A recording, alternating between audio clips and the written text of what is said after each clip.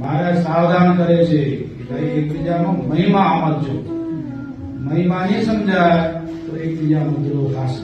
માન જેનામાં હોય એટલે પછી ક્રોધનો એમાં આવેશ થાય.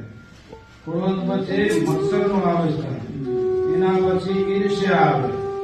ઈર્ષ્યા આવી એટલે એનું બગાડ્યા એને કામ કરે નહીં. ઈર્ષ્યા એકબીજામાં થાય છે, સમજા ને? ઈર્ષ્યા પછી જોતો નથી કે આ ભગવાન છે કે ભક્ત છે કે કાંઈ એને દેખાતું નથી. દારૂ આવી જાય છે. હવે મહારાજ કહે છે માની હોય તેની ભક્તિ પણ આસુરી કહેવાય. માની હોય ને એની ભક્તિ આસુરી થઈ જાય. એને કાંઈ પછી ગમે એટલું ભજન કરીને ગમે એટલી માળાઓ ફેરીને કાંઈ બધે એની વસૂલ કરવાનું કામ થઈ જાય. ભગવાનના સાચા સંત હોય એની સાથે હેત રાખવું, સાચા ભક્તો હોય એની સાથે હેત રાખવું અને બ્રાહ્મણ અને ગરીબ ઉપર દયા રાખવી તો ક્યાંય મોક્ષમાં કામી આવશે નહીં.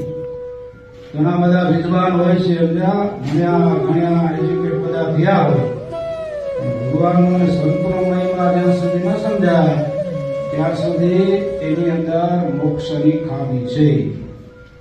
શ્રીજી મહારાજ શિક્ષાપત્રીમાં કીધું છે જેની અંદર ભગવાનની ભક્તિ અને સત્સંગ એ ન હોય તો ગમે એટલા શાસ્ત્ર ભણ્યો હોય છતાં એની અધોગતિ થાય.